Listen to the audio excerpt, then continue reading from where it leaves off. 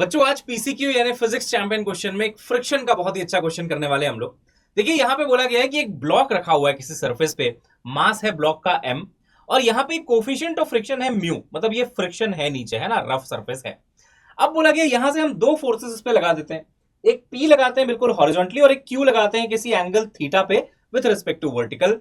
बताना है कि अगर ये इक्विलिब्रियम में है यानी कि स्लाइड नहीं कर रहा, तो बताना है म्यू की वैल्यू कितनी रहने वाली है ना। इक्विलिब्रियम में है, स्लाइड नहीं कर रहा, म्यू की वैल्यू हमको निकालनी है। देखिए इसका सिंपल सा कंसेप्ट होता है कि अगर आगे की तरफ लगने वाला फोर्स फ्रिक्शन ने बैलेंस कर लिया, अप्लाइड फोर्स को एफएस मैक्स यानी कि फ्रिक्शन की लिमिटिंग वैल्यू ने बैलेंस कर लिया, तो ये मूव नहीं करेगा। आप चाहें तो इसको एक बार पॉज करके वीडियो को ट्राई कर सकते हैं क्वेश्चन को।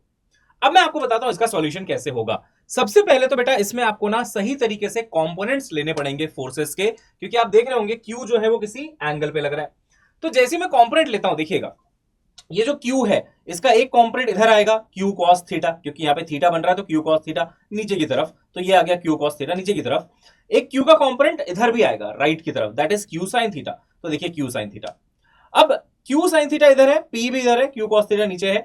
ध्यान रखिएगा, देखने में लग रहा होगा कि ये यहां लग रहा है, ये यहां लग रहा है, बट एक्चुअली ये सभी फोर्सेस कॉन्सेंट्रिक होते हैं, एक सेंटर पे ही लग रहे होते हैं, क्योंकि इस ब्लॉक का जो साइज है वो बिल्कुल नेग्लेक्टेड होता है, यहाँ पे कोई डायमेंशन उसकी नहीं मानी जाती है, तो ये सारे एक पॉइंट पे ही लगेंगे। तो इसका एक बेटर डायग्राम मैं आपको बना के दिखाता हूं आगे, जिसमें मैंने क्या किया है, ये Q sin थीटा और P दोनों सेम डायरेक्शन से, देखिए P और इसका Q का कंपोनेंट जोड़ दिया दोनों को।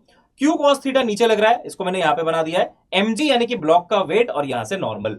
अब अगर आप नॉर्मल निकालोगे, देखो ये नॉर्मल लग रहा है ऊपर, ये दोनों के दोनों लग रहे हैं नीचे, तो नॉर्मल इन दोनों को बैलेंस कर लेगा, hence this is the formula for normal.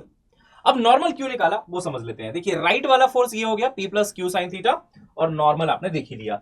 अब क्या होगा, इसको कौन रोकेगा चलने से, इक्विलिब्रियम कैसे होगा आखिर अचीव, जब यहां से P plus Q sin theta लग रहा है, तो यहां से लगना चाहिए फ्रिक्शन यानी कि म्यू इंटू एन, वही तो रुकेगा। अब एन आपने देखिए निकाला हुआ है, तो आपका फाइनल इक्वेशन बन जाएगा कि जो P plus Q sin theta है राइट की तरफ, वो बैलेंस हो जाएगा म्यू इंटू एन यानी कि फ्रिक्शन लेफ्ट की तरफ, उसके साथ म्यू रखा, एन की वैल्यू डाली, देखिए म्यू की वैल्यू आ जाएगी दिस डिवाइडेड बाई दिस। तो आपका जो ऑप्शन है बेटा वो देखिए कौन सा आ रहा है, हमारा आंसर आ रहा है P plus Q sin theta अपन mg plus Q cos theta. तो P plus Q sin theta mg plus Q cos theta, option A आपका आंसर है।